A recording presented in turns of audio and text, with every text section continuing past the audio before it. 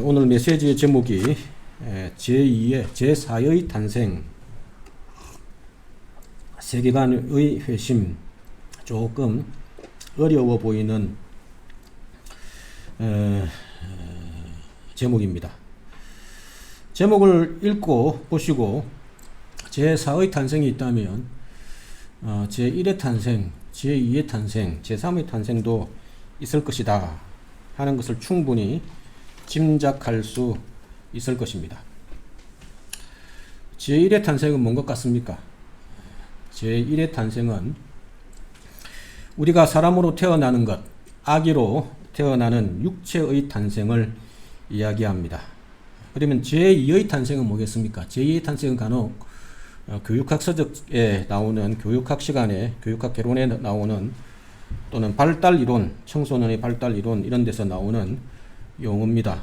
루소가 에밀이라는 소설책에, 교육학 소설책입니다. 소설책에서 한 말입니다. 청소년기에 정신적 탄생, 지적인 탄생, 이성적 탄생을 제2의 탄생이라고 이름을 붙였습니다.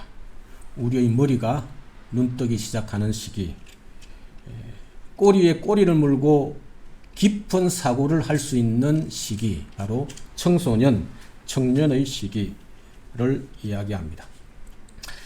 이처럼 제2의 탄생이라 주장한 사람이 루소이지만 성경은 제3의 탄생, 물론 제3의 탄생이라고 말은 하지 않습니다. 제3의 탄생, 또 다른 탄생도 있다 라고 말씀합니다. 요한복음 3장에서 예수님은 니고데모에게 사람이 거듭나지 아니하면, 다시 태어나지 아니하면 하나님의 나라를 볼 수 없다 라고 말하니까 니고데모는 어떻게 사람이 어머니 뱃속에 다시 들어갑니까? 그런 얘기를 하셨습니다.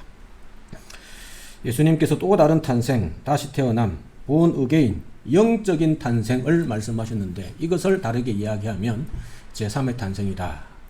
제1의 육체적인 탄생, 제2의 정신적 탄생, 제3의 영적인 탄생이 있음을 예수님께서 우리에게 밝혀 주셨습니다. 우리가 예수 믿고 구원받을 때 영적으로 다시 태어나는 것이 제3의 탄생입니다. 제가 제3의 탄생이라고 이름을 붙였고요. 그러면 제4의 탄생은 뭐냐? 오늘 본문이 제4의 탄생이 필요한, 탄생이 뭔지를, 제4의 태어남이, 제4의 변화, 제4의 거듭남이 뭔지를 보여주는 것은 아니지만, 제4의 탄생이 필요하겠구나 라는 것을 보여주는 이유 본문입니다. 우리가 예수 믿고 바로 그 자리에서 그리스도인답게 살지 못합니다. 신앙의 성장도 필요하고, 예수 믿고 나서 신앙의 성장도 필요하고, 훈련도 필요합니다. 그러다가 이 땅에서 예수 믿는 그리스도인으로 살아갈 때, 예수 믿은 이후 어느 순간 세상적 가치관을 따라 살지 않고 기독교적인 성경적인 가치관을 따라서 살아가고 있는 우리 자신을 발견하게 됩니다. 이게 저는 제4의 탄생, 기독교적 가치관으로 변화되는 순간, 물론 갑자기 변화되기도 하고 어느 순간 어느 순간 없이, 갑자기 변하지 않고 점진적으로 가치관이 형성되기도 합니다. 모태신앙이라고 하는 친구들, 저를 비롯해서 어릴 때부터 엄마와 함께, 부모님과 함께 신앙생활을 해온 친구들은 자기도 모르게 기독교적인 가치관으로 변화되어 갈 것이고, 중간에 스스로 예수 믿게 된 사람들은 갑자기 어느 순간 예수 믿고 난 이후에 기독교적인 가치관을 자기 것으로 만들어가게 될 것입니다. 이걸 저는 제4의 탄생, 기독교 가치관의 변화, 세계관적 회심이라고 이름을 붙여보았습니다. 세계관이라고 해서, 월드뷰라고 해서 어렵게 느낄 필요가 없습니다. 세상을 바라보는 관점, 사람마다 다 있죠. 사후세계는 어떻다, 있다, 없다, 신에 대해서는 존재한다, 존재하지 않는다, 이런 세상을 바라보는 관점, 가치관으로 그냥 간단히 이해하시면 됩니다. 앞에서 말씀드린 것처럼 우리는 부모님을 통해 한 사람으로 제1의 탄생을 합니다. 그리고 청소년기, 청년기가 되면서 스스로의 인생을 살아가는 제2의 정신적 탄생, 독립적인 인간, 한 인간으로 우뚝 서게 됩니다. 이건 모든 사람에게 해당되는 내용입니다. 이게 명확하게 구분되기도 하고, 이게 잘 되지 않으면 스스로의 삶을 잘 살지를 못하고 의존적인 삶을 살게 되죠. 그러나 예수 믿는 우리에겐 또 다른 탄생이 있습니다. 제3의 탄생입니다. 예수 믿을 때 제3의 탄생, 영적으로 다시 거듭나게 됩니다.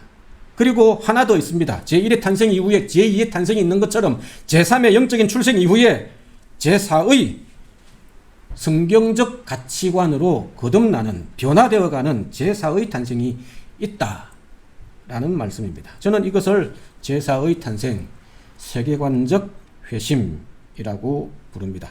예수 믿고 영적인 탄생을 한 그리스도인에게도 기독교적인 가치관으로 변화되어가는 과정이 반드시 있을 수밖에 없다라는 것입니다. 어떤 사람은 명확하게 잘 진행되어서 확고한 그리스도인의 가치관을 가지고 살아가는 사람도 있지만, 그렇지 못하고 가치관이 이랬다 저랬다 세상적 가치관과 혼합되어 있는 채로 살아가는 사람들도 얼마든지 있을 수 있습니다. 이 세상에 자신의 정신적 가치관이, 자신의 가치관이, 일반적인 가치관이 분명하지 않고 그냥 적당히 살아가는 사람이 있는 것처럼 영적인 부분에서 있어서도, 신앙적인 부분에서도 얼마든지 그럴 수 있다 하는 것입니다. 오늘 본문이 제4의 탄생의 필요성, 기독교적인 가치관이 확립되어져야 한다라는 필요성을 보여주는 내용입니다. 예수님의 제자가 된 사람들이 이 땅에서 어떤 마인드로 살아야 하는가, 어떤 가치관으로 살아야 하는가 하는 것을 몇 가지 중요한 주제를 따라 예수님께서 우리에게 말씀하고 있는 본문이기 때문입니다. 과연 오늘 본문은 예수님의 제자가 된 우리가 어떤 가치관으로, 오늘 본문의 내용으로 이야기하면 어떤 마인드로, 어떤 세계관으로, 어떤 철학으로, 어떤 자기 소신으로 세상을 살아야 한다고 예수님께서 우리에게 말씀하셨습니까? 다르게 이야기하면 예수 믿는 우리에게 예수님께서 요청하시는 하나님 나라의 가치관은 무엇입니까? 그 가치관을 가지기 위해서 우리는 어떻게 하나님 나라의 세계관적 회심을 해야 합니까? 첫째로 예수님은 복에 대한 세상적 가치관에서 성경적 가치관으로의 세계관적 회심을 도전하고 있습니다. 이 세상이 추구하는 복은 물질적 복이 거의 대부분입니다. 돈을 많이 버는 것, 출세해서 집을 마련하는 것. 이 집이 잘 보이진 않지만 비버리 힐즈, 미국에 나오는 2019년인가요? 하여튼 몇 년 전에 우리 환화로 1,700억 원, 세계에서 매매 가격으로는 최고로 매매된 비싼 주택이라고 합니다. 주식 대박 나는 것, 이런 집을 가지는 것, 자녀들이 잘 되는 것, 세상적인 축복은 이것을 축복이다, 복이다 라고 이야기합니다. 그래서 이 땅의 종교들은 이런 기복 종교가 거의 대부분입니다. 이런 것들을 추구하는 그런 신앙, 종교인 것이죠. 기복 종교가 무엇입니까? 간단한 예로 아침 저녁으로 우리 한국에서는 장독대에 자녀가 잘 되기를 정화수를 떠놓고 비나이다 비나이다, 자신의 조상들에게 또는 자기 마을의 신들에게 기도하는 이기적인 신앙, 민속 신앙, 이런 것들이 주로 기복 종교이죠. 아프리카에도 있고 여기 스페인에도 얼마든지 있습니다. 무당에게 가서 점치는 것, 점괘를 보는 것, 기륭화복을 보는 것 모두 다 기복 신앙입니다. 제가 이 말씀을 드리는 이유는 세상에서 잘 되기를 바라는 이 물질적인 축복, 세상이 추구하는 축복이 바로 이런 기복 종교와 연결되어 있기 때문입니다. 그러나 이와 다르게 세상적 축복을 추구하지 않고 이기적인 신앙이 아니라 이타적인 신앙을 추구하는 종교를 고등 종교라고 합니다. 대표적으로 기독교, 불교, 천주교입니다. 나눔을 지향하고 이타적인 희생을 명령 가르치고 있기 때문입니다. 그런데 한 종교를 예를 들어서 정말 죄송합니다만은 불교의 예를 들면 대중불교, 도 닦는 불교 스님, 사찰에 있는 스님들, 존경하는 스님들을 말씀드리는 것은 아닙니다. 대중들이 믿는 불교는 거의 기복 종교로 변질되었습니다. 한 예로 들면 저도 가까운 절에 가서 확인을 했는데요. 수능기와장입니다. 기와불사라는 사역을 불교가 합니다. 수능을 앞두고 수능대박기와장이라고 할 수 있는데요. 수능을 앞두고 저기에다가 자기 이름을 쓸고 수능대박 뭐 이렇게 써서 만원, 5만원, 10만원 이렇게 기부하는 특별기와장입니다. 이렇게 치성을 드리면 하늘을 감동시켜 좋은 결과가 나오겠지, 그렇게 하는 염원이, 간구가, 기도가 이 행위에 담겨 있습니다. 해탈을 추구하는 고등 종교인 불교가 기복 종교화된 현실을 그대로 보여줍니다. 물론 기독교도 천주교도 예외는 아닙니다. 그러나 오늘 예수님은 이런 세상과 완전 다른 복의 가치관을 선포합니다. 20절 21절입니다. 예수께서 눈을 들어 제자들을 보시고 이르시되 너희 가난한 자에는 복이 있나니 하나님의 나라가 너희 것입니다. 지금 이 땅에서 줄인 자는 복이 있나니 너희가 언젠가 나중에 영원토록 배부름을 얻을 것이니 복이 있을 것이다. 지금 우는 자는 복이 있다. 왜? 이 땅에서 지금 우는 자는 복이 있다. 왜? 너희가 영원토록 배부를 웃을 것이기 때문이다 라고 말씀합니다. 저는 이 구절이 처음에는 이해가 되지 않았습니다. 가난하고 굶주리고 우는 사람이 뭐가 행복하냐, 불행해서 울지 않느냐, 굶주리면은 몇 개 한번 굶어봐라, 그게 이런 소리가 나오겠느냐, 찌들려서 가난해서 목숨까지도 포기하려고 하는 사람들에게 무슨 도대체 행복을 논하겠느냐, 먹고 살아야, 생존할 수 있어야 행복을 논할 수 있지 않겠느냐. 아무리 신앙적으로 보아도 기독교적으로 보아도 잘 이해가 되지 않았습니다. 24절을 보면 더 마찬가지입니다. 그러나 화 있을진저 너희 부요한 부자여 너희는 너희의 위로를 이미 받았도다. 너희는 이 땅에서 이미 위로를 충분히 누리고 부를 누리고 받았으니 화가 있을 것이다. 단 예수 믿지 않으면, 이런 말이 하나 들어가 있지 않았을까 생각합니다. 예수님은 왜 부자에게 저주를 선포하십니까? 좀 심한 것 아닙니까? 우리 상식으로는 이해가 잘 되지 않습니다. 왜 도대체 예수님께서 제자들에게 이런 말씀, 가난한 자는 복이 있고 부유한 자는 저주를 받을 것이다 라고 무슨 의도로 말씀하신 것입니까? 예수님은 부의 문제, 가난의 문제, 물질적 축복을 말씀하려는 의도가 아니라 진정한 복이 뭐냐 하는 것을 우리에게 알려주시기 위함입니다. 예수님의 의도는 무엇입니까? 세상은 부자가 복받았다, 부자가 출세한 것이다 라고 말하지만, 가난한 자는 불행한 것이다 라고 이야기하지만, 예수님은 우리에게 영원한 하나님의 나라가 있으니 예수 믿는 너희들은, 하나님의 나라의 백성들은 세상의 가치관과 다른 마인드로 이 세상을 살아야 한다. 그것이 예수 믿는 신자의 축복이다 라고 우리에게 도전하기 위함입니다. 예수 믿는 신자는 이 세상의 축복의 가치관에 연연해서는 안 됩니다. 필요하지 않다라가 아니라 그것을 추구해서는 안 된다라는 것입니다. 돈을 벌어서는 안 된다가 아니라 그것을 추구해서는, 그것을 욕망해서는, 그것을 욕심해서는 안 된다라는 얘기입니다. 차원이, 강조점이 확실히 다른 것입니다. 왜 그렇습니까? 다음 세상이 영원히 우리에게 주어질 것이기 때문입니다. 예수님은 바로 이 말씀을 하셨습니다. 이 세상에서 부가 최고인 것으로 여기면서 살아가는 사람은 이 세상이 전부니까 그렇다. 그러나 너희는 영원한 하나님의 나라가 있지 않느냐. 그러니 그 사람들과 다르게 다른 것을 추구하며 살아야 하지 않겠느냐 라고 말씀하신 것입니다.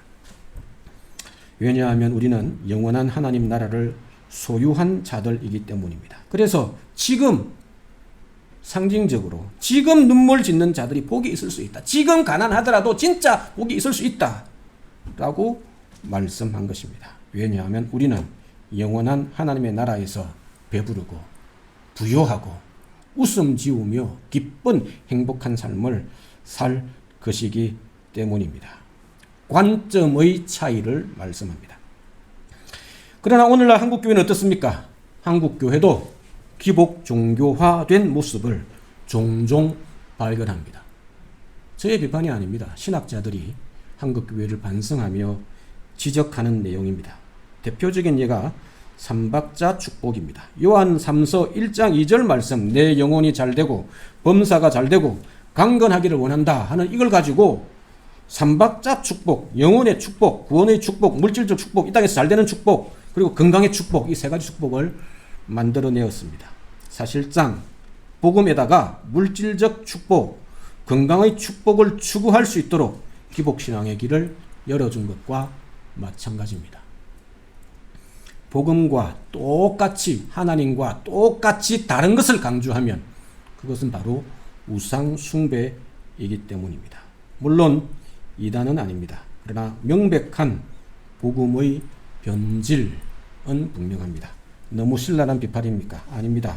오늘 본문을 보십시오. 예수님은 복의 기준과 예수님은 하나님의 나라를 소망하는 자들은 이 세상의 복의 기준과 반대되는 삶, 다른 관점의 삶, 복에 대한 다른 관점의 삶을 살라고 분명히 명령하셨습니다. 선포하셨습니다.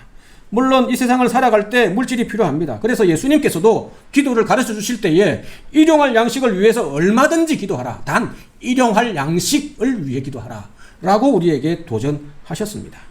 그러나 예수님은 동일하게 너희는 먼저 그 나라와 그의 의를 구하라 라고 일용할 양식을 말씀하실 때에 같은 본문에서 똑같이 다르게 이야기했습니다. 먼저 할 게 있다. 우선순위가 바뀌어서는 안 된다. 물질이 필요하지만 물질을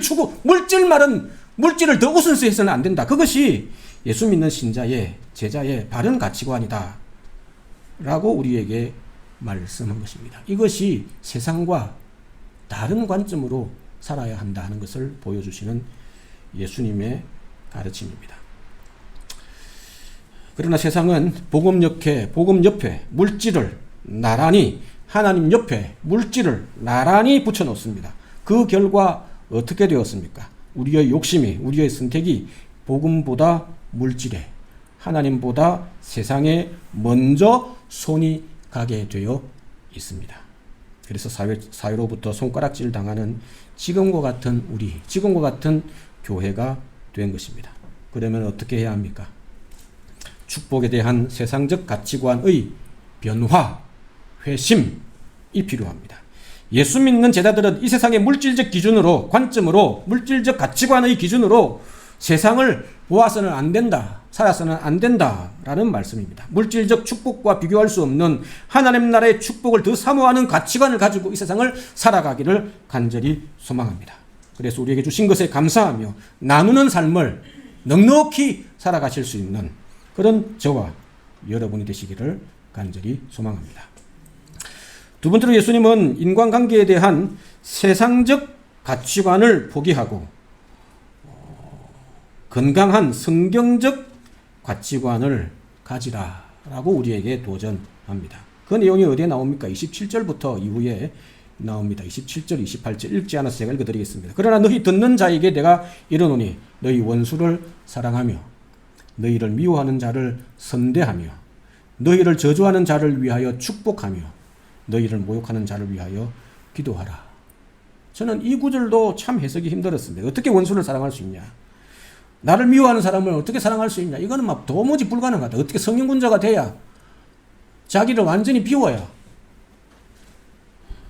가능한 거 아니냐? 나를 저주하는 사람을 어떻게 축복할 수 있겠느냐? 인간이라면 도무지 이렇게 불가능한 일이다. 그런 생각이 들었기 때문입니다. 그래서 이 구절이 숙제였습니다. 도대체 이걸 어떻게 설명할 수 있을까? 그런데 이번 메시지를 준비하며 하나의 대답을 찾았습니다. 인간관계에 대한 우리의 마인드가 바뀌어야 한다. 우리의 세상적 인간관계의 가치관이 안목이 바뀌어야 한다. 라는 메시지라는 뜻입니다. 일반적인 인간관계를 보면 오늘 본문은 전혀 말이 되지 않습니다. 우리는 밖에서 싸우고 들어오는 우리 자녀들에게 뭐라고 보통 이야기하면 요즘은 열심히 교육학서적 또는 부모 교육에 대해서 상담을 많이 받아서 잘 알죠. 싸우고 들어오는 자녀들에게는 이렇게 이야기하면 안 된다. 그런 얘기들을 많이 들었습니다. 그런데 일반적으로 우리가 수정하기 전에, 고치기 전에 어떤 생각을 가지고 있습니까? 자녀들이 맞고 들어오면 속으로 그런 생각이 들지 않습니까? 바보처럼 좀 일방적으로 맞고 들어오지 말고 너무 착하게 살아서 이 세상에서 살지도 못하니, 살아남지도 못하니 좀 악바리처럼 먼저 때리지는 않지만 처맞고는 들어오지 말았으면 좋겠다. 그런 마음이 맞고 들어온 자녀를 보면 들지 않습니까? 이게 세상적인 인간관계의 우리의 기본적인 마음입니다. 져서는 안 된다.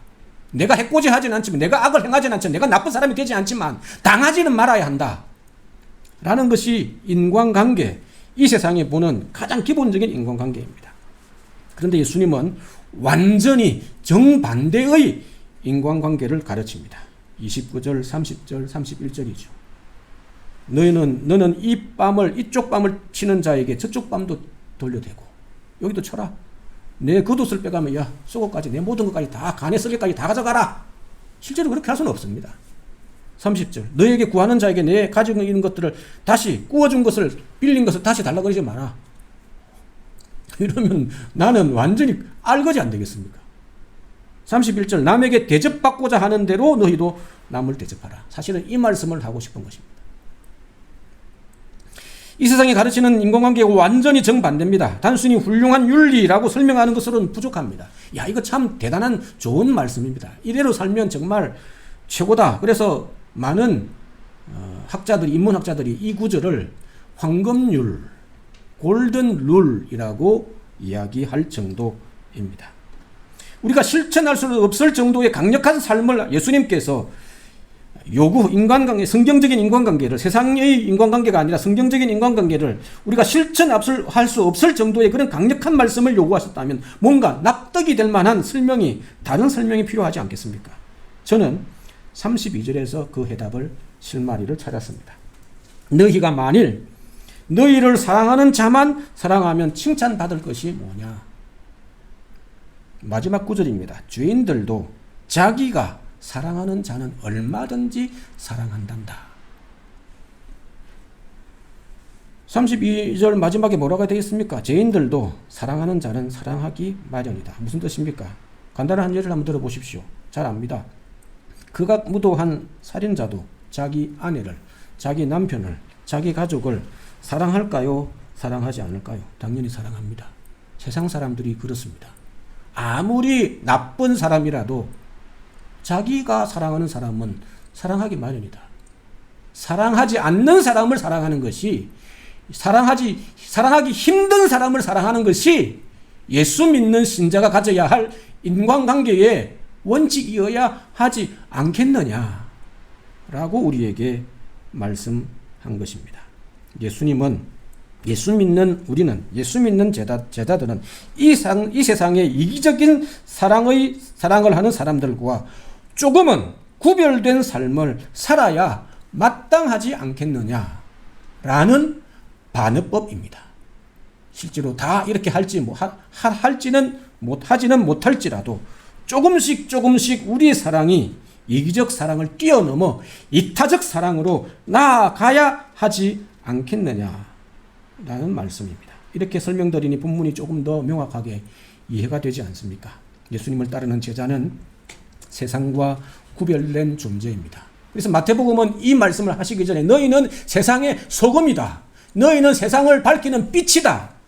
라고 말씀하신 이유가 바로 여기에 있습니다. 그러니 세상 사람들이 하는 사랑과 똑같은 사랑, 팔이 안으로 굽는 사랑을 해서는 아무 의미가 없지 않겠느냐. 조금 더 나은, 조금 더 좋은, 조금 더 의미 있는, 나를 사랑하지 않는 사람도 품을 수 있는 인간관계를 해야 하지 않겠느냐 라는 예수님의 가르침입니다.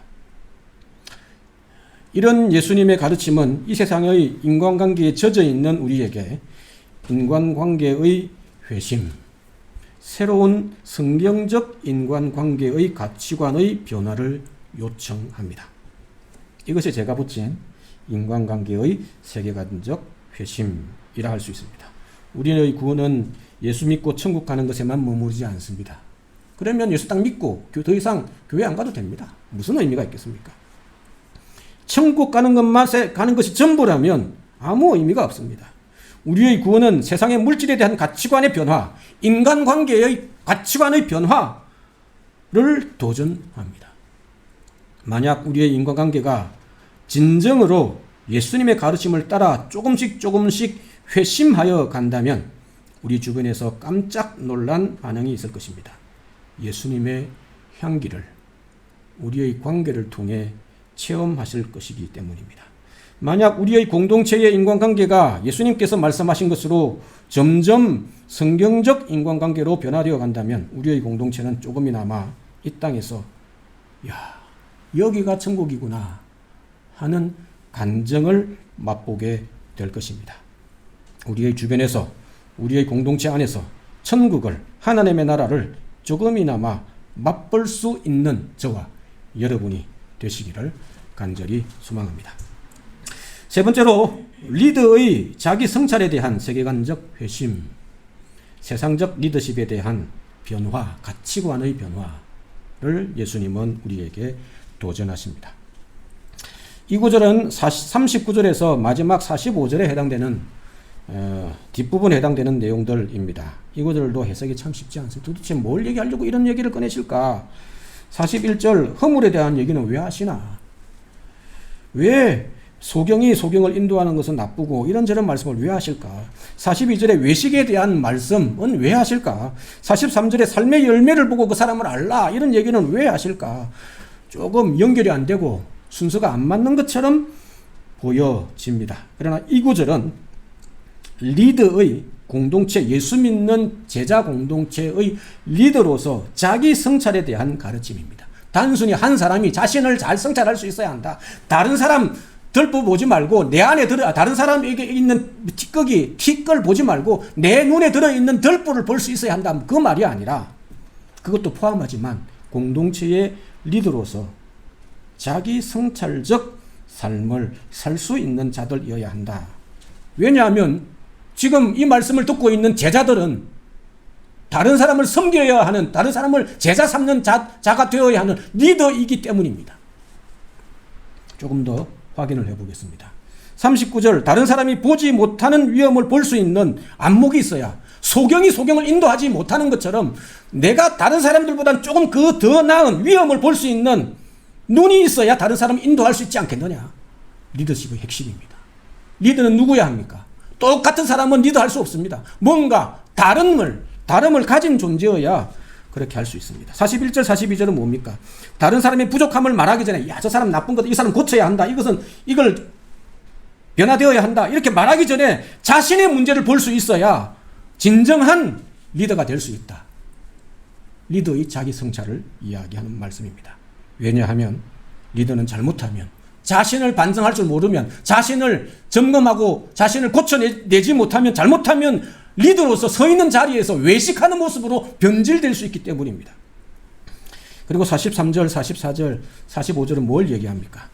삶의 열매를 통해서 그가 참된 리더십인가, 리더자인가 하는 것을 알 수 있다.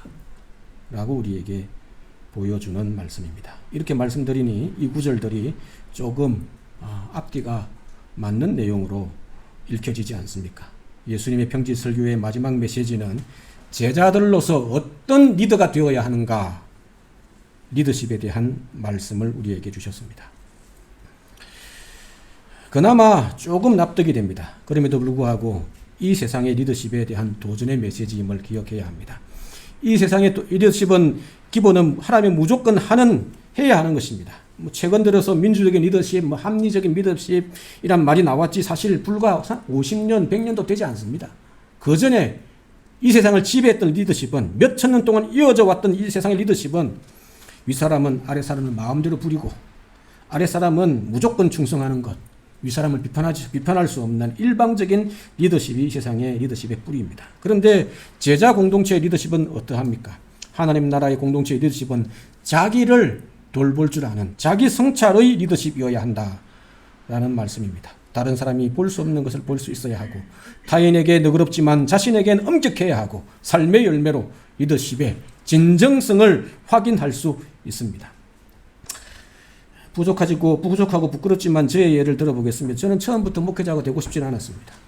개척교회를 2번이나 하신 아버님의 삶을 보고 목회자의 삶을 보고 목회는 못하겠구나 생각했습니다. 그래서 기계공학과에 가서 고등학교 공업 교사가 되거나 자동차를 좋아하니까 자동차 공업사 카센터를 하고 싶었습니다. 그런데 기계과에 갔더니 교원 자격증을 주는 교원 시험을 응시할 수 있는 사범교육 과정이 몇 년 전에 4년 전인가요? 3년 전인가요? 없어져 버렸습니다. 그렇게 하다가 어쩌다가 대학 선교 단체인 SFC 학생신앙운동이라는 단체에서 훈련을 받으며 신앙과 가치관의 변화를 경험하게 되었습니다. 오늘 메시지에서 말씀드린 제2의 지적인 탄생과 제4의 세계관적 회심, 기독교 가치관으로의 변화를 여기에서 경험하게 되었습니다. 이 과정에서 목회로서의 소명을 고민하게 되었습니다. 이 세상을 떠나기 전에, 눈 감기 전에 진짜 하고 싶은 것 하다가 하나님께 갔다. 그런 말을, 평가를 받고 싶었습니다. 한참 고민하고 있는데 신앙의 선배와 상담을 했습니다. 나 같은 사람이, 나 같은 부족한 사람이, 나같이 연약한 사람이, 나같이 결점 많은 사람이 목회자가 될 수 있겠습니까? 기독교 사역자가 될 수 있겠습니까? 라고 하니까 그 선배가, 간사님이 이런 얘기를 했습니다. 스스로의 부족을 아는 사람만이 하나님의 부르심에 진실로 응답할 수 있단다 라고 권면했습니다. 무슨 말입니까? 자신을 성찰할 줄 아는, 자신의 부족을 무릎 꿇고 고백할 수 있는 사람만이 진정한 리더가 될 수 있지 않느냐라는 권면입니다. 물론 세상은 자신의 연약함을 인정하는 사람의 약점을 이용합니다.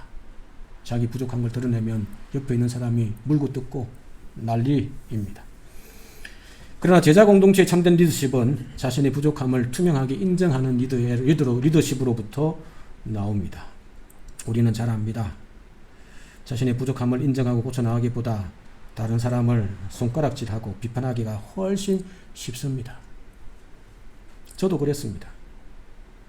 그래서 조금 부족하고 낮추고 겸손하게 섬기니 못 모르는 성도님들이 저를 갖고 노는 것을 몇몇 사역지에서 경험했습니다. 그럼에도 불구하고 이용당해 주어야 합니다. 예수님처럼. 그래서 제자 공동체의 리더에겐, 제자들에겐 자기 성찰의 세계관적 회심이 필요합니다. 자기 성찰의 세계관적 변화, 회심이란 무슨 뜻입니까? 모든 문제를 자기 자신에게 먼저 적용하는 가치관의 변화입니다. 팔이 안으로 굽는 것처럼 우리는 다른 사람의 문제는 객관성을 유지하며 신랄하게 평가합니다. 당신은 이것 때문에 문제다. 그 사람은 이게 문제다. 신랄하게 비판하고 평가하지만 자신의 문제는 객관성을 잃어버리고 감정적으로 주관적으로 팔이 안으로 굽습니다. 한없이 약해집니다. 한없이 너그러워집니다. 이게 우리의 문제입니다. 그래서 예수님은 오늘 말씀에서 제자들은, 공동체를 섬겨나가는 제자들은 자기 성찰의 기준을 명확하게 해야 한다. 스스로를 먼저 돌아보지 않고는 결코 진정한 제자의 삶을 살 수 없단다 라고 말씀하셨습니다. 우리 자신을 잘 살펴 성숙한 제자로 자라가시는 저와 여러분이 되기를 소망합니다. 말씀을 마무리하려 합니다. 많은 사람들이 오늘 예수님의 평지 설교를 이 땅에서는 실현 불가능한 고결한 말씀이다 라고 칭송합니다. 정말 좋은 말씀이지만 이 세상에서는 사실 실현 불가능하다, 이룰 수 없다, 순종 불가능한 말씀이다 라는 평가입니다. 그러나 저는 우리의 가치관이 변화되면 조금씩 실천 가능하다 라고 확신합니다. 한 달 전 교회학교 생각캠프의 말씀입니다. 로마서 12장 2절 말씀이죠. 너희는 이 세대의 가치관을, 마인드를, 풍속을 본받지 말고 오직 마음을 새롭게 함으로. 이 마음이란 단어가 하트 이런 것이 아닙니다. 마인드, 우리의 지성, 우리의 의지결정 주체를 이야기합니다. 우리의 마인드를, 우리의 마음을, 우리의 지성을, 우리의 가치관을 새롭게 함으로 변화를 받아. 이 구절이 바로 오늘 예수님의 말씀을 설명하는 내용입니다.